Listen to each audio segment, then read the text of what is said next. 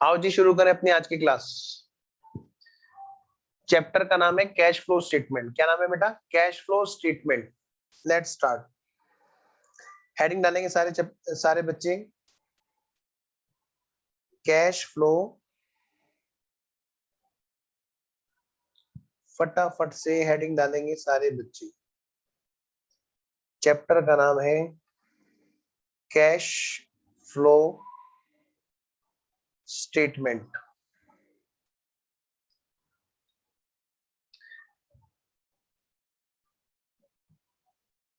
आओ जी। Cash flow statement में बेटा पहली बात मैं एक बात बता दूं, ये हमारा AS3 accounting standard 3 cash flow जब हम कर लेंगे, कैश फ्लो स्टेटमेंट कर लेंगे तो बेटे अकाउंटिंग स्टैंडर्ड 3 हमारा कवर हो जाएगा। हाँ, इसमें बस इतना सा है, इसमें बस इतना सा है बेटा, क्या कि यहाँ पर जो कैश फ्लो स्टेटमेंट होगा, यहाँ पर जो कैश फ्लो स्टेटमेंट होगा उसके अंदर और AS3 में बस एक चीज का फर्क है, कुछ डिस्क्लोजर एक्स्ट्रा है जो हमें दिखाने पड़ेंगे। कुछ डिस्क्लोजर रिक्वायरमेंट और कंप्लाई कर दे तो हमारा AS3 पूरा हो जाएगा। बेटा सारे बच्चे वीडियो ऑन रखेंगे, ठीक है? बार बार मत कहलवाना, प्लीज वीडियो ऑन रखो। आओ जी, कैश फ्लो स्टेटमेंट। बेटे सबसे पहले ध्यान रखना है कि कैश फ्लो स्टेटमेंट हमारा जो चैप्टर है वो कोई अलग चैप्टर नहीं है। ये सारा का सारा चैप्टर हमारा शेड्यूल 3 का ही पार्ट है। किसका पार्ट है? शेड्यूल 3 का। आओ जी, तो कंपनी का जो फाइनेंशियल स्टेटमेंट है, पहले इसको ढंग से लिखो बेटे। कंपनी का जो हमारा फाइनेंशियल स्टेटमेंट है, कंपनीज फाइनेंशियल स्टेटमेंट,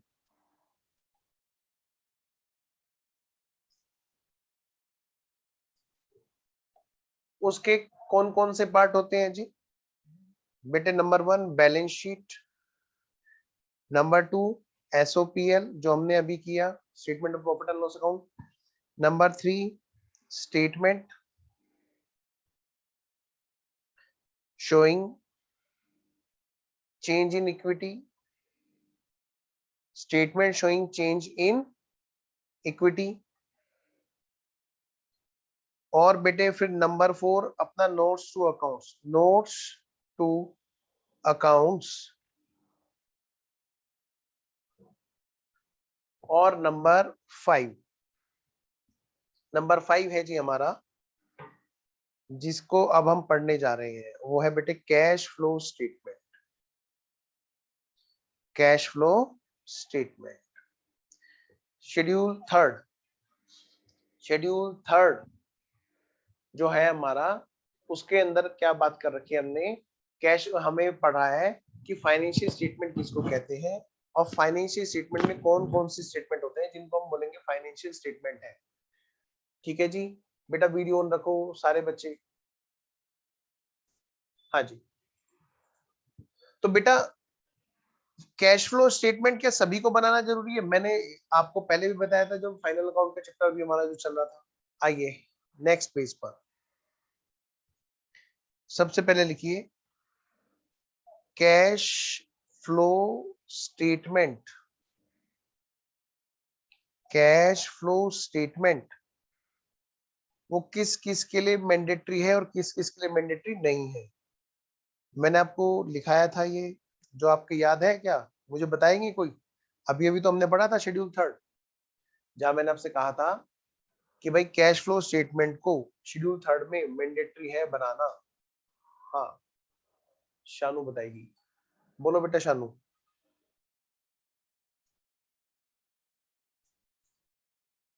बोलो बेटा। हाँ जी शानू, किस किस को नहीं है मैंडेटरी? मैंने आपको अनम्यूट करने का ऑप्शन दे दिया बेटा। Note mandatory, note. हाँ जी, सर एक तो जो 1% कंपनी होती है और स्मॉल कंपनीज होती हैं और एक डोरमेंट मिनट, कंपनीज होती हैं। आराम से। Number 1 person company, person company इसको बनाना मैंडेटरी नहीं है। Very good. और बोलो बेटा। नहीं है। नंबर 2 और small company small company, very good. Small companies, या मैं कहूं स्मॉल ऑर्गेनाइजेशन, इनको बनाना मैंडेटरी नहीं है। नंबर 3 और बोलो। गवर्नमेंट कंपनी थी शायद, डोरमेंट कंपनी। तो इनएक्टिव। हाँ, डोरमेंट मतलब इनएक्टिव कंपनी। वेरी गुड,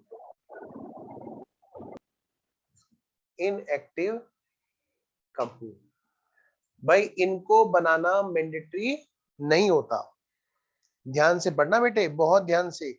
इसमें क्या होता है कि सब बच्चे आंख बंद करा और शुरू हो गए, cash flow from operating activity, cash flow from financing, cash flow from investing, बस लग जाते हैं, एकदम शुरू हो जाते हैं। बेटे कैश फ्लो पढ़ने का क्या तरीका है, मैं आपको उस तरीके से बता रहा हूं, ध्यान से। यानी कि इसका मतलब क्या है, फॉर अदर्स, फॉर अदर्स, ये हमारा क्या है बेटा, मैंडेटरी है। बाकी सब कंपनीज के लिए मैंडेटरी है। आओ जी, हमारे घर में एक पड़ोसी हैं, उन्होंने पूछा एक दिन, आप चार्टर्ड अकाउंटेंट हो? मैंने कहा हाँ जी। अच्छा, स्क्रीन क्लियर नहीं है? अगर स्क्रीन क्लियर नहीं है बेटे, आप एक बार नेट रिफ्रेश कर लो या डिस्कनेक्ट करके रिकनेक्ट कर लो, क्योंकि मेरी तरफ से स्क्रीन एकदम क्लियर आ रही है। हाँ जी, तो मैं ये कह रहा हूँ बेटे, हमारे घर में हमारे घर के एक पड़ोसी है, और उन्होंने क्या कहा एक दिन कि आप चार्टर्ड अकाउंटेंट हो? मैंने कहा हाँ जी बिल्कुल है। तो फिर आप ये बताओ जल्दी से हमें कि हमें क्या कैश फ्लो बनाना होता है? हमारी भी एक कंपनी है। मैंने कहा ये बताओ, तुम 1% कंपनी हो क्या? अगर हो तो तुम्हें बनाना मैंडेटरी नहीं है। मैंने कहा अगली बात बताओ, अगर मान लो 1% कंपनी नहीं हो, तो मैंने कहा तुम्हारी कंपनी छोटी कंपनी है क्या? और छोटी कंपनी है तो कोई दिक्कत नहीं है, तुम्हें भी कुछ भी जरूरत नहीं है बनाने की। नेक्स्ट, फिर अगली बात कह रहे कि हमारी कंपनी तो है, लेकिन बहुत ज्यादा उसमें ट्रांजैक्शन नहीं है, इक्का दुक्का ट्रांजैक्शन होती है साल भर में। अच्छा, मैंने कहा फिर तो तुम्हारी कंपनी डोरमेंट कंपनी है, यानी कि जहां पर इनएक्टिव रहते हैं। तो मैंने कहा फिर तुम्हें भी बनाने की जरूरत नहीं है। तो ध्यान रखना बेटे, ऐसे लोग जो इसमें कवर होते हैं, इनमें से किसी भी एक पॉइंट में उनको बनाने की आवश्यकता नहीं होती। यानी कि इनके अलावा जितनी भी सारी कंपनीज हैं, वो सब के सब क्या करेंगे, कैश फ्लो बनाएंगे। अब कैश फ्लो बनाएंगे यानी कि वो भी मैंडेटरी रूप से बनाएंगे, तो बेटे कुछ ना कुछ यहाँ पर लीगल रिक्वायरमेंट तो होगी कि नहीं होगी, जल्दी बोलो। हाँ सर, लीगल रिक्वायरमेंट तो होगी। अब कभी हम आंख बंद करके शुरू हो जाते हैं डायरेक्ट मेथड, कभी आंख बंद करके शुरू हो जाते हैं इनडायरेक्ट मेथड। है क्या चीज ये, आज पढ़ेंगे जी, सारा पढ़ेंगे, तगड़े में पढ़ेंगे एकदम। सबसे पहले तो देखेंगे कैश फ्लो किसको बनाना जरूरी है। बीइंग ए चार्टर्ड अकाउंटेंट हमें ये बहुत ज्यादा जरूरी है कि इस चीज को हम बहुत अच्छे से पढ़ें, ताकि हम देखें तो किसको ये मैंडेटरी है बनाना। अगली बात, अब जब मैंडेटरी है जिनके लिए, भाई उनकी लीगल रिक्वायरमेंट क्या है उनको बताओ तो सही। उसने पूछा कि बताओ जी हमें बनाना जरूरी है क्या? मैंने कहा हाँ। तो बताना जरूरी है, बनाना जरूरी है, ये बात तो समझ में आ गई। लेकिन कौन क्या कहता है इसके बारे में, लो में कहां पे कौन सी जगह पे प्रोविजन दिया हुआ है? आओ बेटे, तो देखिए जरा, इसी चीज को बोला जाता है एक और तरीके से, लो इसको कहता है कि ये जो ऑर्गेनाइजेशंस हैं जिनको कैश फ्लो बनाना मैंडेटरी है, ये है हमारी लेवल 1 ऑर्गेनाइजेशन। लेवल 1 ऑर्गेनाइजेशन जिनको बनाना मैंडेटरी होता है। लेवल 2 लेवल 3 और भी होती हैं, ठीक है, उनको बनाना मैंडेटरी है क्या? नहीं जी। आओ जी, लेवल 1 ऑर्गेनाइजेशन में बनाना मैंडेटरी तो है, ये तो बात समझ में आ गया। लेकिन अब कौन कौन सी लीगल रिक्वायरमेंट है और कौन से मेथड से बनवाती है वो लीगल रिक्वायरमेंट? लो जी, एक तो बेटे यहां पर है सेबी। कौन है यहाँ पर? SEBI, security exchange board of India. बेटे ध्यान से पढ़ना, क्योंकि ये बड़ी दिक्कत वाली चीजें हो जाएंगी यहाँ पे अगर हमने ढंग से नहीं पढ़ा। सेबी क्या कहता है, क्या कहता है इरडा, और क्या कहता है हमारा AS3, ये तीन चीजें हमें ध्यान रखनी है। नंबर 1, सेबी क्या कहता है? सेबी का एक बेटा लिस्टिंग एग्रीमेंट है। लिस्टिंग एग्रीमेंट क्या मतलब सर? अरे बेटे, सेबी के यहाँ पर हमें लिस्ट कराना होता है ना अपनी कंपनी को, ताकि हमारे जो शेयर डिवेंचर्स जितने भी सिक्योरिटीज है वो सारे की सारे डील हो सके। कहाँ पर? उसमें स्टॉक एक्सचेंज में। बेटे ऐसा अच्छा नहीं लग रहा, प्लीज आप सब लोग ना एक काम करो कि वीडियो ऑन रखो, प्लीज वीडियो ऑन रखिए बेटा प्लीज।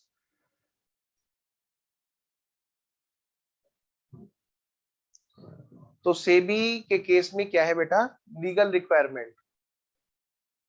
सेबी के अकॉर्डिंग क्या है बेटा, यहाँ पर एक लिस्टिंग रिक्वायरमेंट है। अच्छा, तो एक काम करता हूँ ना, मैं थोड़ा सा छोटा कर लेता हूँ अपने आप को, और आपके लिए मैं कोशिश करता हूँ कि ये हमारी पूरी स्क्रीन पे आ जाए जितना हो सके। बीच बीच में मैं गायब हो जाऊंगा। चलो जी, ऐसा करते हैं।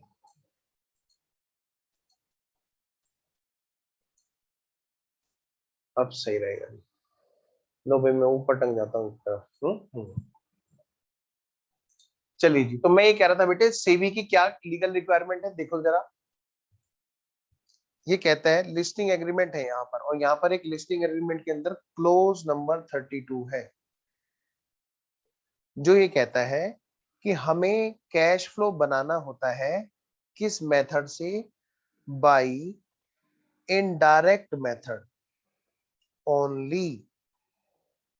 इनडायरेक्ट मेथड ओनली, यानी सेबी तो ये चाहता है सिर्फ और सिर्फ इनडायरेक्ट मेथड से बात हो। आपको जो भी कैश फ्लो स्टेटमेंट बनाना है वो किससे बनाए आप, इनडायरेक्ट मेथड ओनली। नेक्स्ट बेटे, सेबी के बाद में दूसरी बातें जो है वो है हमारी इरडा। इरडा, इरडा ये कहता है, क्या कहता है, इरडा मतलब इंश्योरेंस रेगुलेटरी डेवलपमेंट एक्ट, और जिसके अंडर में अथॉरिटी होती है insurance regulatory development authority. IRDA ये कहता है कि हमें जो बनाना है वो किसके मेथड, कौन से मेथड से बनाना है, बाय डायरेक्ट मेथड ओनली। क्यों चार्टर्ड अकाउंटेंट को दोनों मेथड पढ़ने होते हैं भाई, चार्टर्ड अकाउंटेंट को तो सारे पढ़ने चाहिए, तभी तो चार्टर्ड है, लेकिन किस जगह पे लगेगा ये बात भी तो पता होना चाहिए। लो जी बेटा, अकाउंटिंग स्टैंडर्ड 3 क्या कहता है लीगली इसके बारे में। AS3 क्या करता है, सिर्फ आपको सिखाता है, ये आपको बेटे सिखाता है। क्या सिखाता है, कि डायरेक्ट मेथड से कैसे बनता है और इनडायरेक्ट मेथड से कैसे बनता है, ये बात तो ये आपको सिर्फ सिखाता है। अकाउंटिंग स्टैंडर्ड 3 का कोई भी वो अपना वो नहीं है मत किसी भी तरह से कि भाई ये डायरेक्ट से बनाओ या इनडायरेक्ट से बनाओ। अकाउंटिंग स्टैंडर्ड 3 तो आपको सिखाएगा कि डायरेक्ट से बनाते हैं तो कैसे बनाते हैं, इनडायरेक्ट से बनाते हैं तो कैसे बनाते हैं। ठीक है जी। तो लो जो है वो कहां पर बात कर रहा है, हमारे को डायरेक्ट से बनाने के इनडायरेक्ट बनाने का है, वो बात बोल रहा है या तो इरडा बोल रहा है या फिर सेबी बोल रही है। ठीक है जी, उम्मीद है ये बात आपको क्लियर है। आइए जी, मैं जरा आगे बढ़ता हूँ।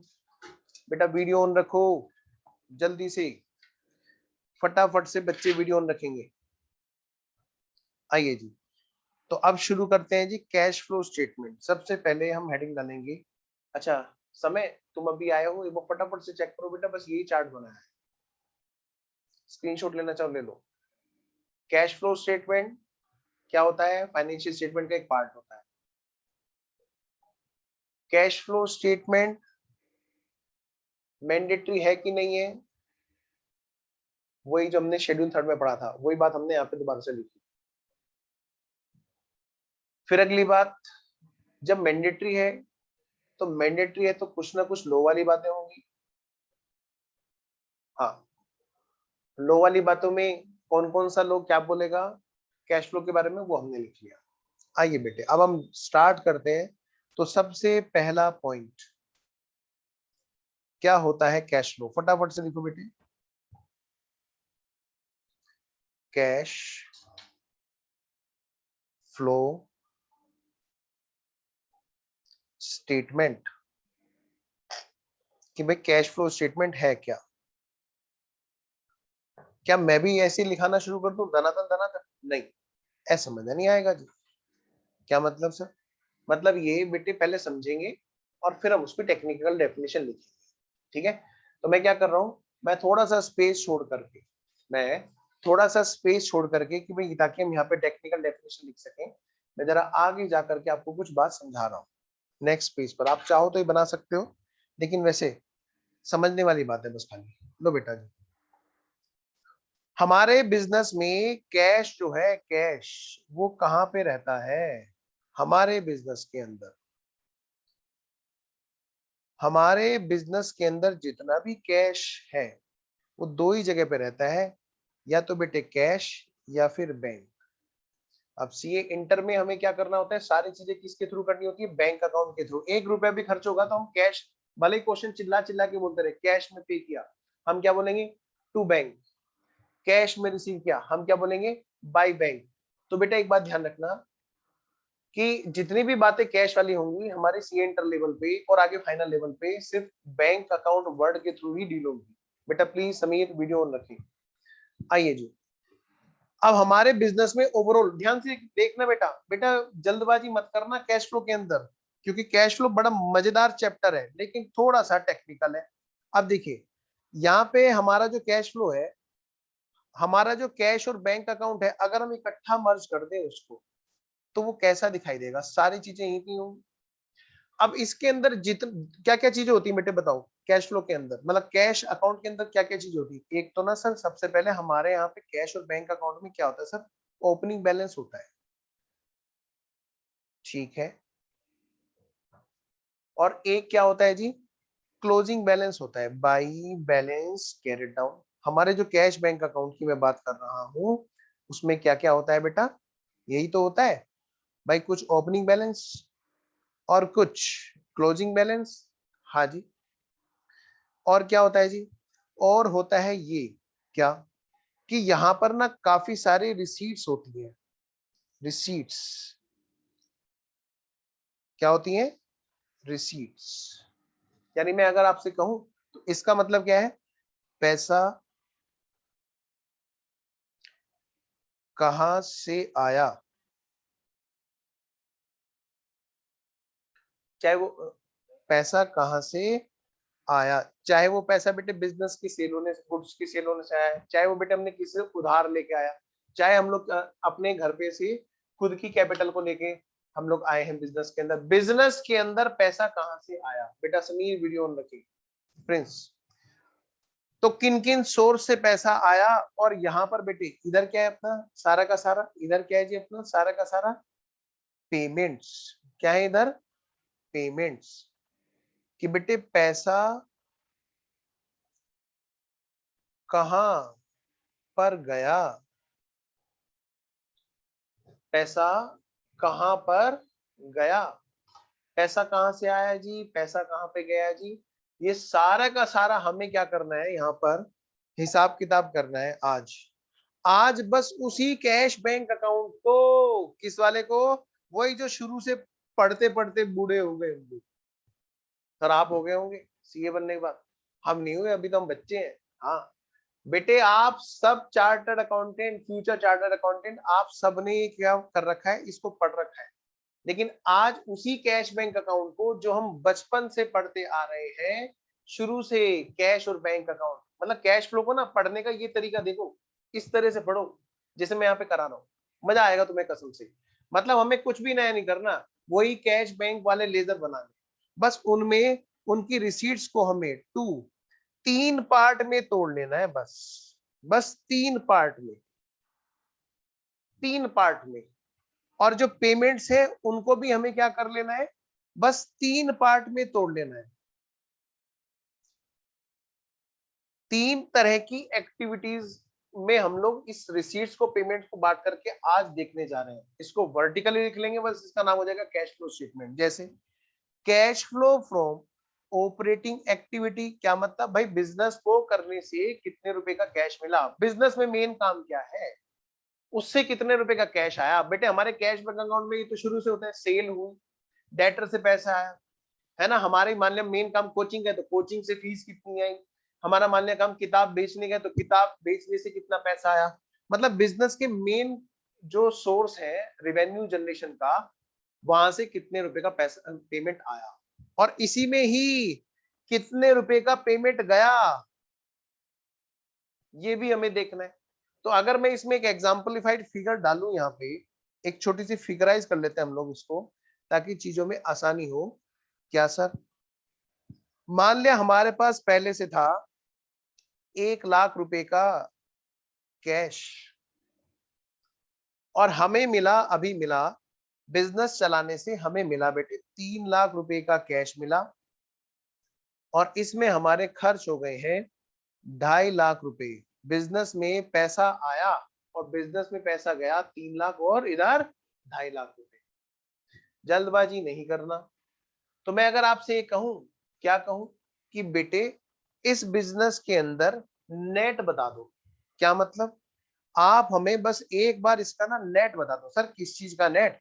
कि cash flow from operating activity से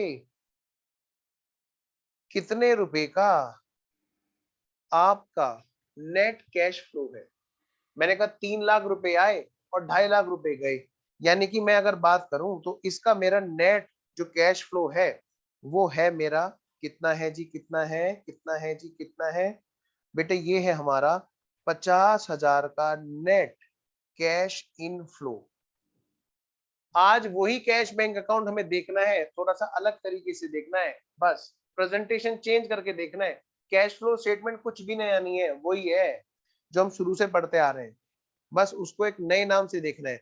बेटे बिजनेस में कई बार हम लोग क्या करते हैं, पैसा खुद का हो तो है ही है, बाहर से भी लोन लेके हम लोग बिजनेस में काम करते हैं, उसको हम क्या बोलते हैं, cash flow from financing activity. मैं लिखाऊंगा, ये सारी चीजें लिखाऊंगा, किसको बोलते हैं कैश फ्लो, किसको बोलते हैं cash flow from operating activity, किसको बोलते हैं कैश फ्लो फ्रॉम फाइनेंसिंग, सब लिखाऊंगा। आज तो पहले कथा ही चलेगी, लेकिन पहले उसको ना, उस कथा को इंटरेस्टिंग वे में देखना सीखो कि ये कर क्या रहे हैं हम लोग।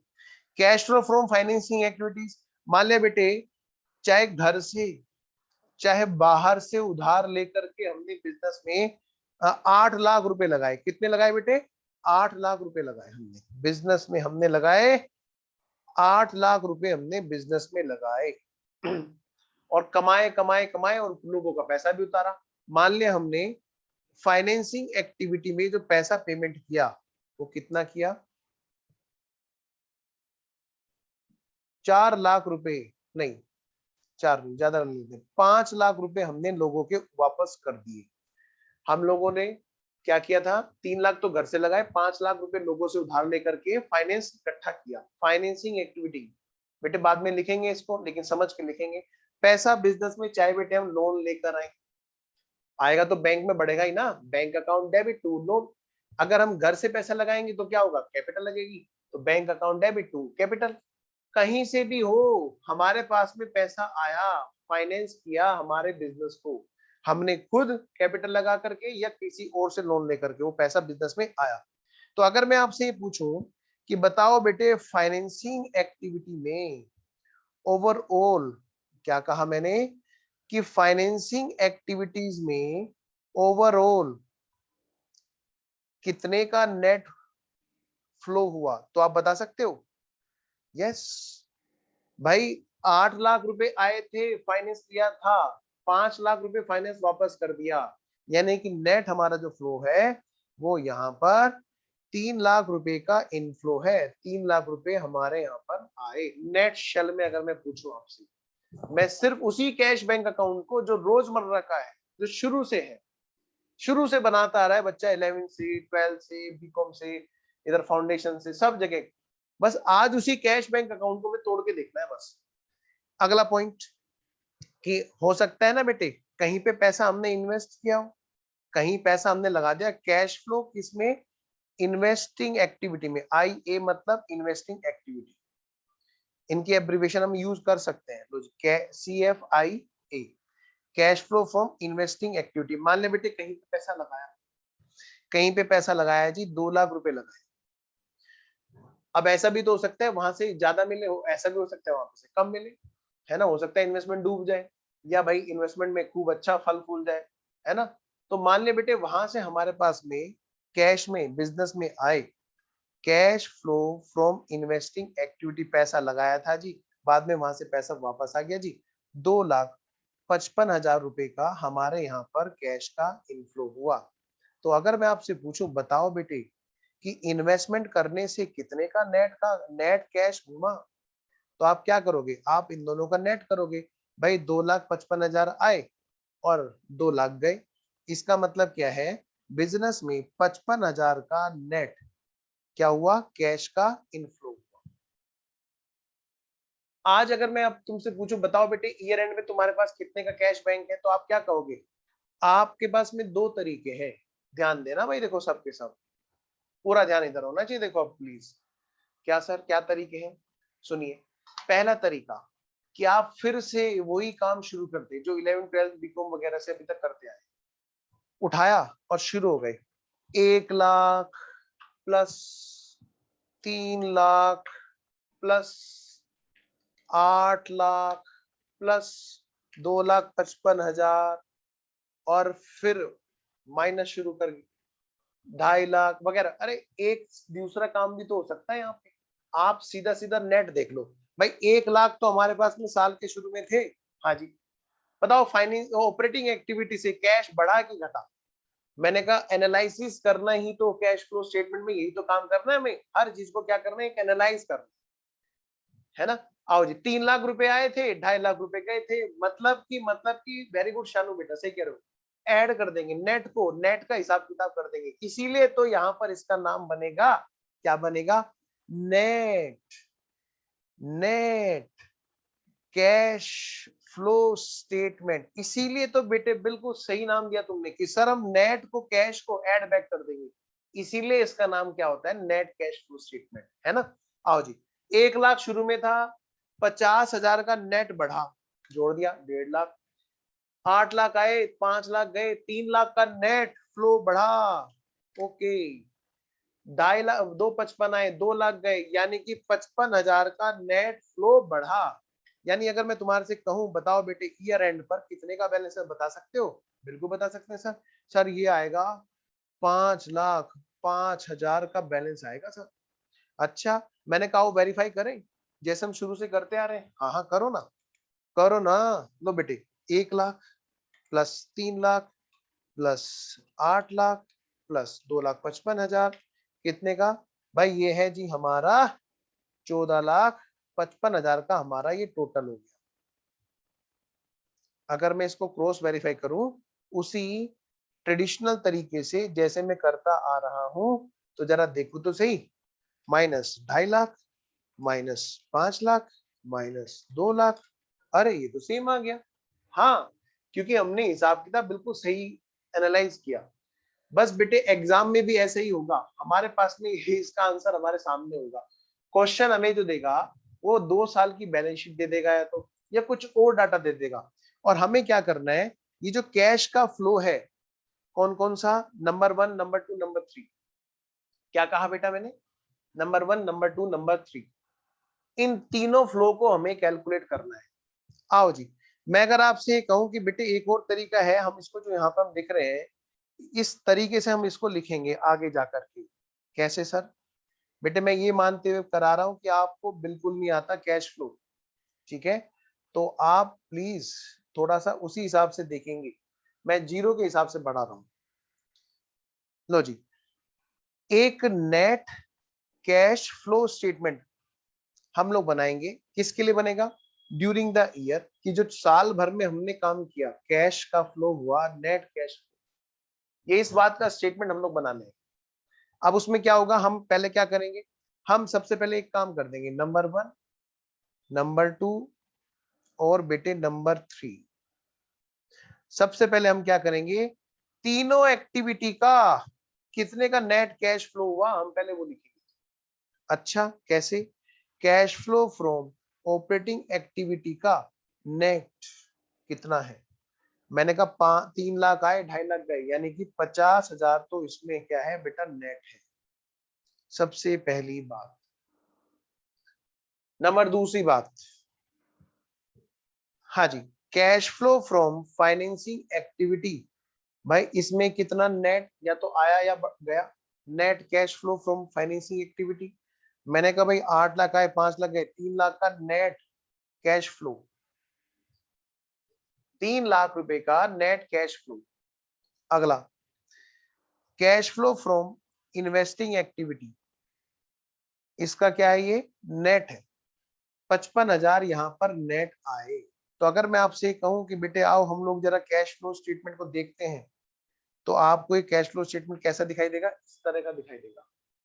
साल भर में तीनों एक्टिविटी से कितने आए? 3 और 1 4 4,00,000 sorry net cash flow during the year.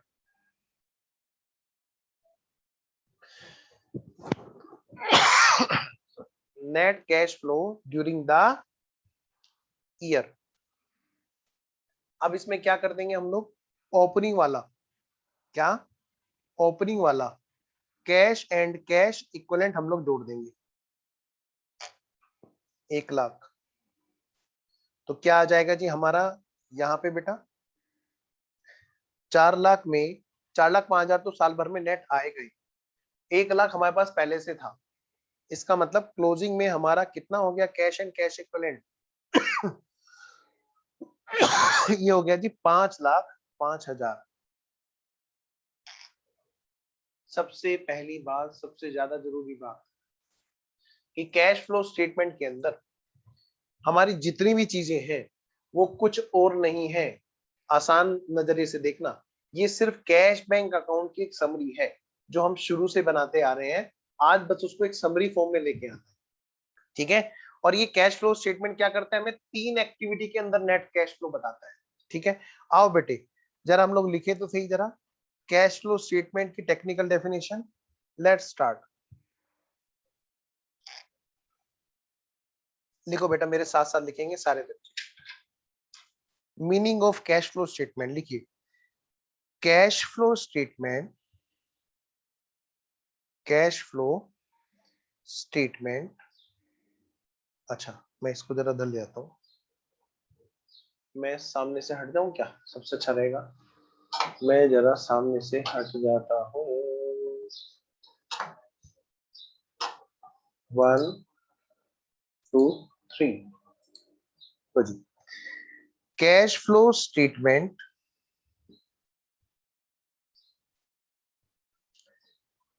means the statement of changes, the statement of changes किसमें? In cash and cash equivalent. Cash flow statement क्या है बेटा? ये एक स्टेटमेंट है, किस चीज को शो करता है? ये चेंज किसमें? In cash and cash equivalent. कब तक के लिए? कह रहे ड्यूरिंग द पीरियड। भाई जिस वाले पीरियड का आप बना रहे हो, ड्यूरिंग द पीरियड, जिस भी पीरियड का आप बना रहे हैं उस पीरियड का। अच्छा, और इसमें क्या क्या चीज दिखाई जाती है? देखिए जरा। इट शोज, इट शोज क्या क्या चीज शो करता है? ये वही चीज जो अभी हमने लिख के आए हैं हम लोग, ए बी सी। बेटे ये बन गई हमारी एग्जाम के हिसाब से लिखने वाली बात। इट शोज क्या शो करता है जी? ये शो करता है net cash flow, net cash flow during net cash flow from operating activity. एक तो जी ये शो करता है, नंबर 1 बात।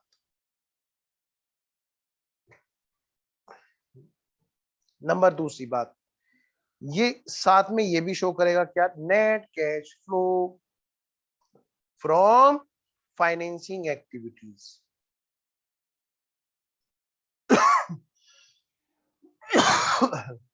Number 3, net cash flow, net cash flow from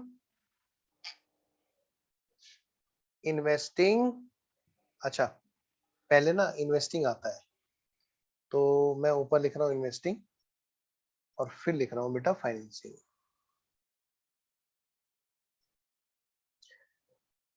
from investing activities and from financing activities.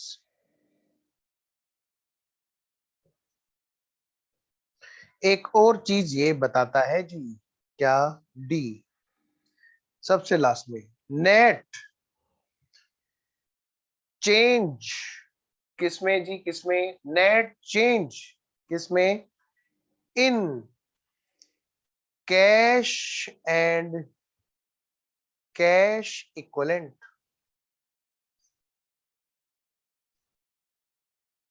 Net cash and cash equivalent, ये भी ये बताता है जी।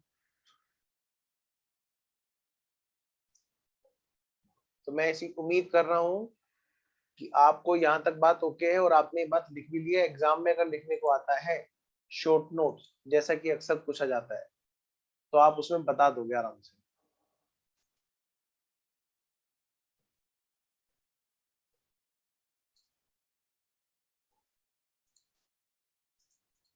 आओ जी, नेट कैश फ्लो स्टेटमेंट, आगे चलते हैं। सर नेट लो है सो वीडियो क्लोज किए, अच्छा ठीक है।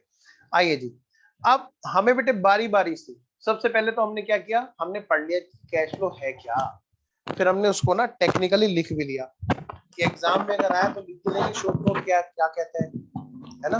अब जरा इन एक्टिविटीज को हमें समझना है। आओ जी, तो सबसे पहले हेडिंग डालो, नेक्स्ट पेज पर हेडिंग डालो बेटे। क्या हेडिंग डाले सर? आपको हेडिंग डालना है cash flow from, cash flow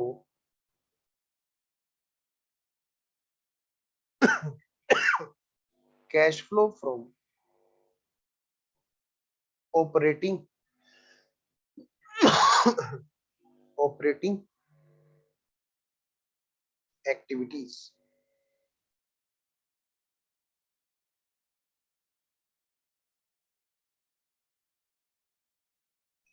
cash flow from operating activities. बेटे ध्यान से, कसम से ये वाली जो एक्टिविटी है ना बड़ी खतरनाक है अगर बच्चे ने ध्यान से ये बात नहीं सुनी। एक हम लोग हमेशा पढ़ते हैं कि जिसका कोई नहीं उसका कौन होता है, जल्दी बोलो। खुदा। हाँ, हमारे यहाँ पर क्या होगा, इनकम टैक्स में और अकाउंट्स में क्या होता है, हमारे यहाँ पे अदर होता है ना। मैंने कल भी बताया था आपको, परसों भी बताया था कि जिसका कोई नहीं उसका कौन होता है, अदर होता है हमारे यहाँ पे। ऑपरेटिंग एक्टिविटी बिजनेस की मेन एक्टिविटी है, सुनना ध्यान से जो मैं कह रहा हूँ बेटे, video on. Operating activity business की मेन एक्टिविटी है, मेन रेवेन्यू जनरेटिंग एक्टिविटी, लेकिन साथ में इसमें एक लाइन और जुड़ी हुई है जिस पे बच्चा ध्यान नहीं देता और बच्चा बड़ा परेशान होता है कई बार एक्टिविटी को पहचानने में। क्या? भाई जिसका कोई नहीं उसका भी ऑपरेटिंग एक्टिविटी होता है, ये बात हो रहा, पल्ले गांठ मार। क्या मतलब? ऑपरेटिंग में वो तो आएगा ही जो ऑपरेटिंग के नाम का है, जैसे मेन एक्टिविटी बिजनेस की, हाँ जी, साथ में वो भी आएगा जो इन्वेस्टिंग और फाइनेंसिंग में नहीं जाएगा, तब भी ऐसी एक्टिविटी भी ऑपरेटिंग एक्टिविटी कहलाएगी। मैं रिपीट कर रहा हूं, ये सबसे मेन पॉइंट है इस एक्टिविटी का कि ऑपरेशन की एक्टिविटी तो मेन एक्टिविटी है ही है, लेकिन जिस चीज को, जिस एक्टिविटी को इन्वेस्टिंग और फाइनेंसिंग में नहीं डाल सकते हैं वो भी ऑपरेटिंग का पार्ट बनता है जी। आइए जी फटाफट से लिखते हैं। तो लो मैं फुल स्क्रीन पे आपको दिखाता हूँ आपकी कॉपी 1 2 एंड 3। लिखो बेटे ध्यान से, cash flow from operating activity में क्या क्या आएगा जी? देखिए, operating activities, operating operating activities are, बेटा ऐसे लिखना एग्जाम में, जब शॉर्ट नोट लिखने को आए अगर, मैं उसी फॉर्म में लिखा रहा हूं जैसे आपको एग्जाम में छाप के आना है। Operating activities are principal revenue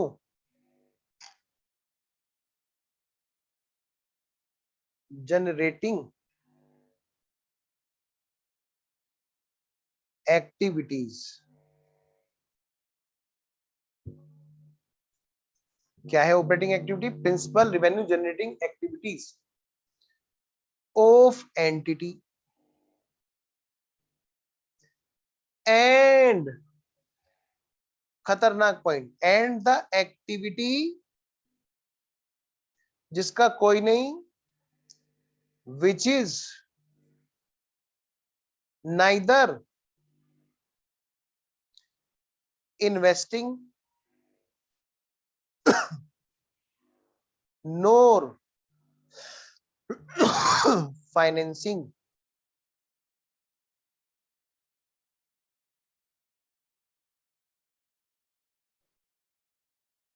are also operating activities. Exam में कैसे लिखना है जी बेटे? ऐसे लिखना है, और जब भी कोई चीज पूछे तो हमेशा उसके एग्जाम्पल जरूर दे. फॉर एग्जाम्पल,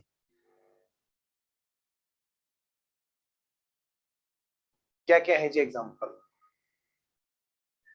जैसे बेटे जितने भी तुम्हें ट्रेडिंग पीएनएल वाली बातें याद आ रही, क्या कहा मैंने? जितने भी तुम्हें ट्रेडिंग पीएनएल वाली बातें याद आ जाए वो सारे की सारी यहाँ पर लिख देनी है, वो सारी की सारी यहाँ पर लिख देनी है एग्जाम्पल में. लिखे तो जरा बताइए जी कौन कौन सी बातें. जैसे बस कैश का ध्यान रखना, कैश रिसीव्ड फ्रॉम, सबसे पहली बात सेल की बात होगी, debtors, of course cash receive from debtors. बेटे स्कीम क्लियरली विजिबल है, comma cash receive from sale of services,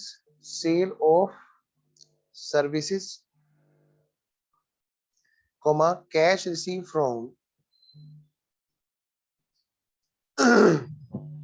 royalty fees, comma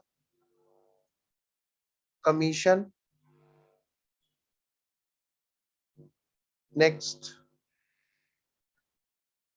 cash received from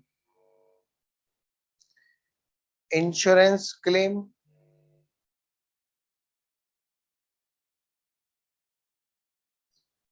policies,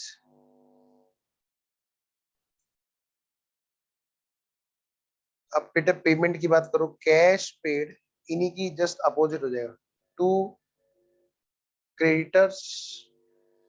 ध्यान रखना कैश के फ्लो की बात हो रही है, वो इन भी हो सकता है, आउट भी हो सकता है, आना भी हो सकता है, जाना भी हो सकता है. प्लीज इसे लिखें क्योंकि मैं यहाँ पर एक लिस्ट बनवाना चाहता हूँ, कंप्रीहेंसिव लिस्ट. क्वेश्चन में क्या क्या बातें मैक्सिमम टू मैक्सिमम देखने को मिल सकती है, यहीं पे लिख देंगे ना एग्जांपल में. Cash paid to creditors purchase वाली बात होगी. फिर क्या होगा? Cash paid for expenses like wages, salary, etc.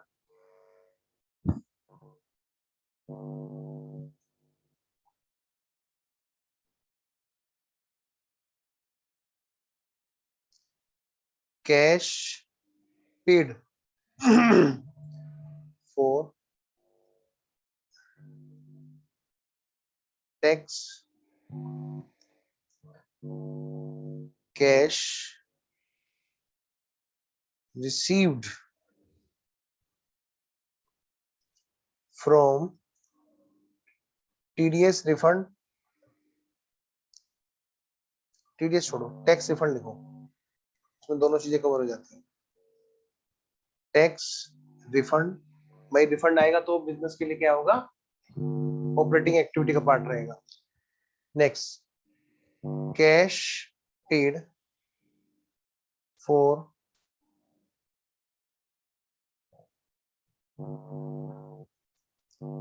Goods और सर्विसेज.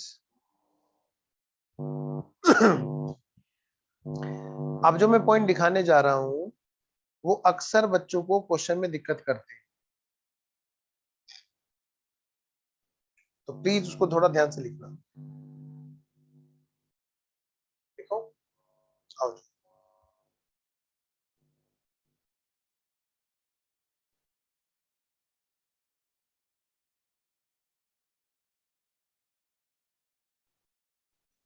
लो जी लिखो, कैश रिसीव और paid for future contracts, comma forward contracts,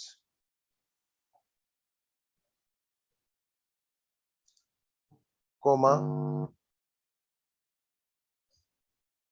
swap contract,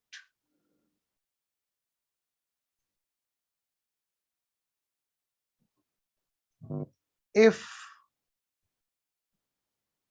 such contracts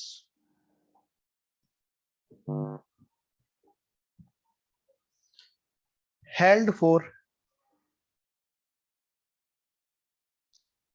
dealing, or you can say trading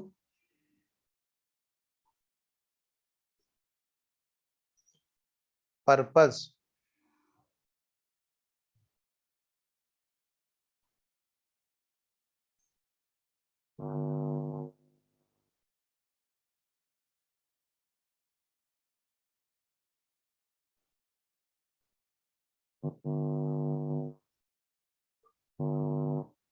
only then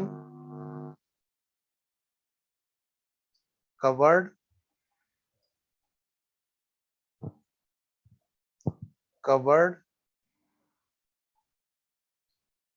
in operating activities. सिर्फ तभी जब ये hedging के purpose से, हेजिंग बोलते हैं इसको, क्या मतलब सर, मैं बताता हूँ, ये बड़ा अच्छा पॉइंट है, नोट कर लिया आप लोगों ने, मैं मानूं कि आपने नोट कर लिया है,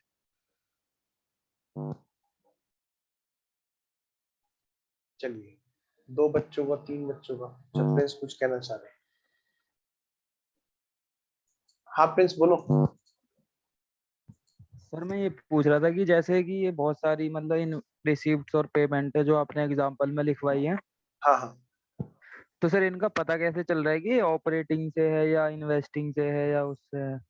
अच्छा देखो, बिजनेस की जो मेन रेवेन्यू एक्टिविटी है, प्रिंसिपल रेवेन्यू एक्टिविटी, क्या, okay. Principal revenue activity, business का जो मेन काम है उससे हमें पता चलेगा। अब जैसे ये है कैश रिसीव फ्रॉम डेटर्स, भाई बिजनेस की मेन रूटीन पार्ट होता है पैसा रिसीव करना डेटर से, तो that is our operating activity. जो भी बिजनेस में मेन काम करते हुए हमें काम करना होता है, कैश का आना जाना होता है, वो कैश फ्लो हमारा मेन काम से आने जाने वाला कैश फ्लो यानी कि ऑपरेटिंग एक्टिविटी का कैश फ्लो कहलाता है। अब जैसे डेटर से पैसा लेना, sale of service, service sale करना, जैसे मैं यहाँ पे सर्विस सेल कर रहा हूँ, रॉयल्टी फीस वगैरह, ठीक है ना, कमीशन वगैरह बिजनेस में जो लेते रहते, ठीक है ना, और क्या है, इंश्योरेंस क्लेम वगैरह, भाई बिजनेस का तो काम, बिजनेस में तो इंश्योरेंस रहता है, ये रूटीन पार्ट, ठीक है ना। क्रिएटर्स है, क्रिएटर्स का पेमेंट करना, बिजनेस है तो उसमें क्या होगा, उसमें मेन एक्टिविटी क्या है भाई, माल खरीदना बेचना है या खरीद के मैन्युफैक्चर करके बनाना। नेक्स्ट, अब कैश पेड फॉर एक्सपेंसेस, जैसे बिजनेस में मजदूर होगा, सैलरी तो दी जाएगी, मतलब मैं एक बात बताऊं, वो शॉर्ट में ट्रेडिंग प्रॉफिट एंड लॉस में जितनी भी चीजें आ रही है वो सारी की सारी हमारी ऑपरेटिंग एक्टिविटी की होती है, और ये सारी चीजें वहीं की है। वेजेस है, सैलरी है, दूसरा एक्सपेंस है, इनकम टैक्स है, उसका रिफंड है, वो आएगा तो वहीं पे जाएगा तो वहीं से, ठीक है ना। फिर जितने भी हमने गुड्स और सर्विस की, हमने जो भी पेमेंट किया, कैश में परचेज हो गया, गुड्स का खरीदा था, है ना। सर्विस है तो भाई एक सिंपल सर्विस है, जैसे लॉयर की फीस हो गई वगैरह वगैरह, या चार्टर्ड अकाउंटेंट की फीस हो गई, या ऑडिट फीस वगैरह हो गई, वो सब क्या है, बिजनेस के लिए एक ऑपरेटिंग एक्टिविटी का काम है, उसके बिना बिजनेस ऑपरेट नहीं हो सकता। That is main part of business activity, ठीक है जी। अब जैसे एक लास्ट पॉइंट इसमें आया, वो आया हमारा कौन सा, ये फ्यूचर, फॉरवर्ड, और ये अलग अलग ये जो कॉन्ट्रैक्ट्स जो मैंने लिखा है, ये मैं अब बता रहा हूँ उसके बारे में, ठीक है। आओ जरा देखो बेटा ध्यान से,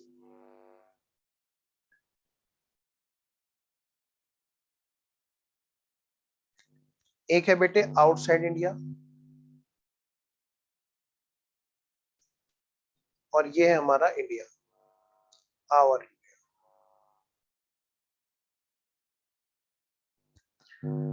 हमारे यहाँ पे किस चीज में डीलिंग होती है बताओ? हमारे यहाँ जो करेंसी है वो कौन सी है बच्चों? रुपीस। और आउटसाइड इंडिया अलग अलग जगह की, अलग अलग कंट्री की अलग अलग करेंसी। नॉर्मली जहां पे हम डील करते हैं, फ्रेंडली जो हमारा एक्सचेंज है जहां पर, वो है बेटे अमेरिका, यूएसए। तो वहां पर क्या चलता है बताओ? डॉलर। अब आप लोग इकोनॉमिक पढ़ के आए हैं तो आपको इतना पता होगा, डिमांड सप्लाई के अकॉर्डिंग हमेशा रेट बढ़ते घटते रहते हैं। आज की डेट में भी परसों मैंने चेक किया था, आई थिंक 74 समथिंग का डॉलर था।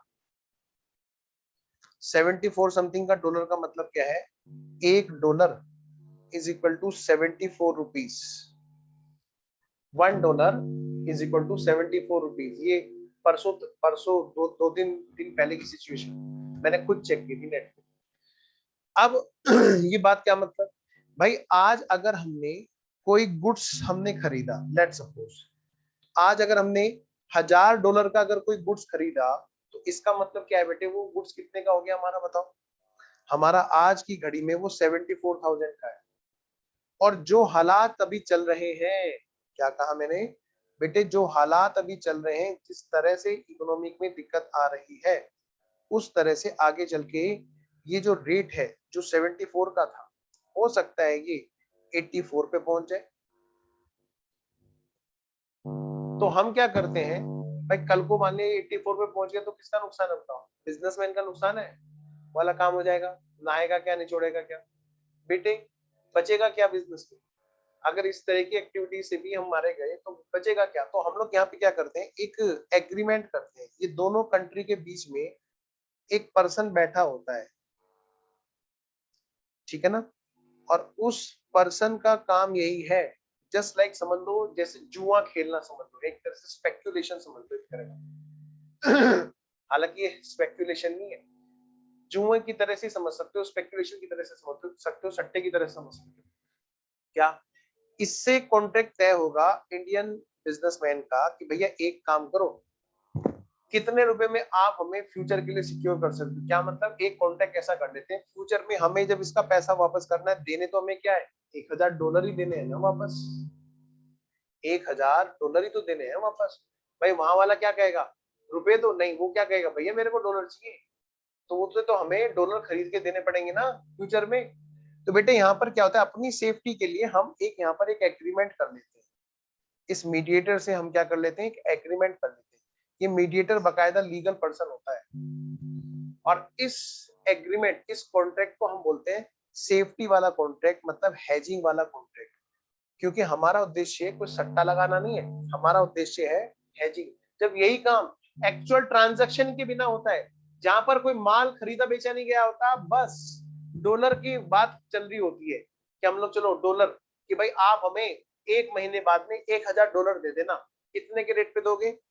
कि हम आपको देंगे 76 के रेट पे देंगे। तो ये बिजनेसमैन सोचता है चल यार मैंने माल खरीदा है, चल $2 पर डॉलर का नो लॉस होगा तो मैं एक्सेप्ट कर लूंगा, कोई बात नहीं। तो $2 का ये इसको क्या कर देता है, प्रीमियम दे देता है, एक तरह का इंश्योरेंस प्रीमियम समझ लो, ठेका दे देता है इसको। ठेका समझते हो? वो ठेका नहीं समझते हो, इस टाइम पे भी तुम भी कैसी बातें करते हो। हाँ वो ठेका नहीं है, ये कॉन्ट्रैक्ट है। कौन सा है ये ठेका? कॉन्ट्रैक्ट। तो इस कॉन्ट्रैक्ट में क्या हुआ, इससे ठेका दे दिया कि भैया हमें $76 पे हमें ये डॉलर दे देते ना।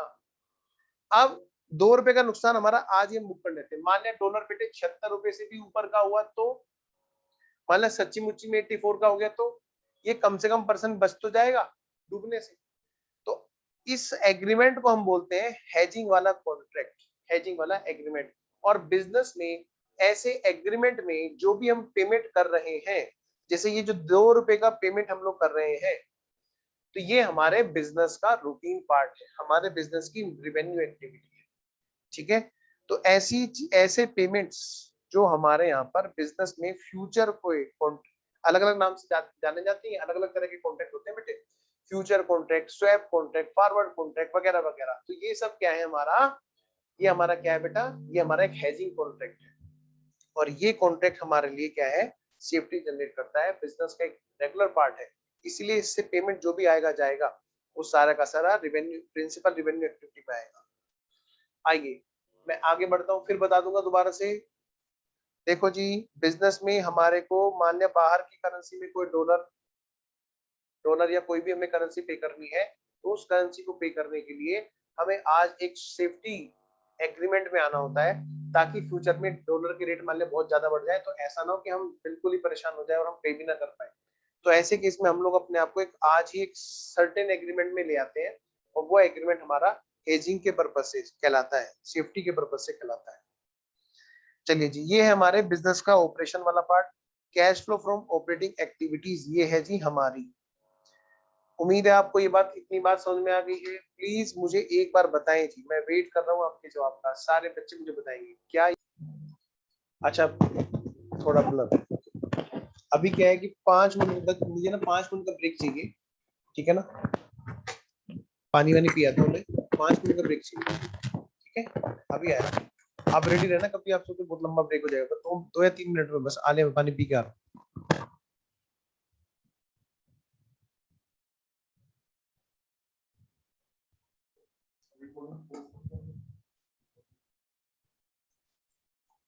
आओ बेटे स्टार्ट करें।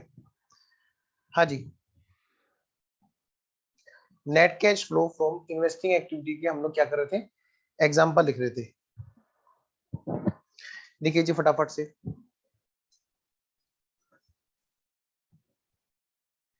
Cash received from sales of, बेटा प्लीज वीडियो ऑन रखें, sales of fixed assets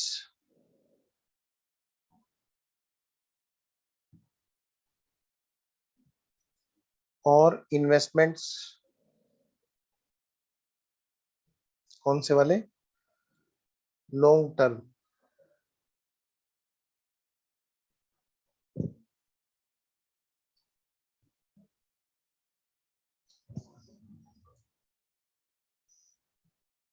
cash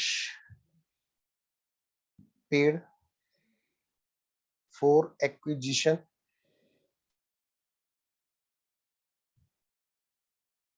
of fixed assets oblique long term investment। बेटा समीर, धीरज, वरुण और बाकी बच्चे, समय, सब लोग बेटा वीडियो ऑन रखो। Next,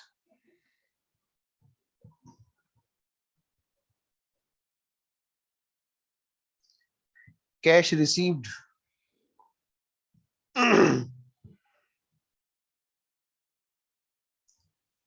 from interest on investment in debentures oblique loan. हमने किसी को लोन दे रखा है, उससे इंटरेस्ट आएगा तो बिकॉज ऑफ इन्वेस्टिंग एक्टिविटी कहलाएगा। हमने कहीं पर शेयर्स में पैसा लगा रखा है, तो वो उसमें क्या हुआ, शेयर से एक रिटर्न आया जिसका नाम क्या है आपको पता है, dividend on investment in shares. बेटे इन्वेस्टमेंट इन शेयर्स से जो भी हमारे को रिटर्न आता है क्या होता है, वो डिविडेंड होता है, वो भी हमारी इन्वेस्टिंग एक्टिविटी में आएगा। डिविडेंड का आना, इंटरेस्ट का आना बिकॉज ऑफ इन्वेस्टिंग एक्टिविटी होता है, लेकिन जब जाना होता है तो बिकॉज ऑफ फाइनेंस। हाँ जी next, cash flow from the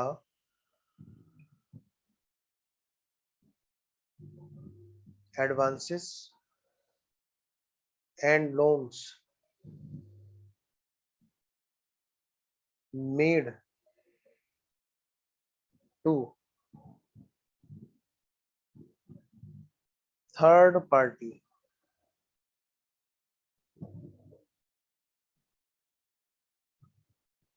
जो भी ऐसा पेमेंट है वो क्या कहलाता है हमारा इन्वेस्टिंग एक्टिविटी। हमने किसी को दे रखा है लोन इन एडवांस और वो पैसा बेटे उससे वापस आ रहा है या उसको पैसा जा रहा है, वो क्या है हमारा investing activity. Next, cash flow from and to future contracts comma forward contracts, जो हम लोग अभी बात कर रहे थे ना। अब आप कहोगे सर वो तो ऑपरेटिंग में था। ऑपरेटिंग में तब था जब हमने डीलिंग या ट्रेडिंग पर्पज से लिए था। Forward contract comma option contracts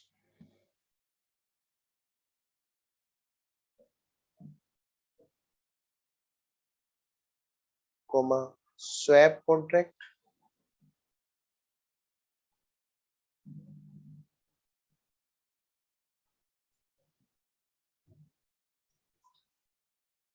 when such contracts were not taken, पिछले वाले में और इसमें इस बात का अंतर है, were not taken for dealing और trading purpose.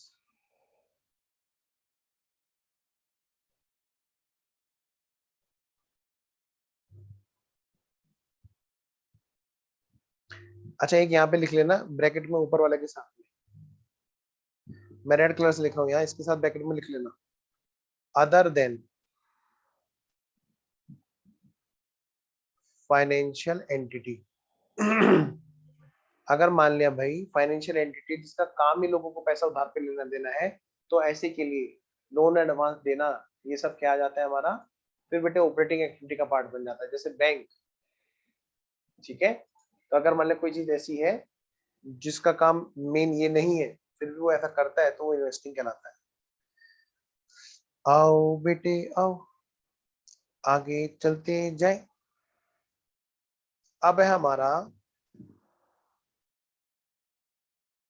Last part, number 3 activity.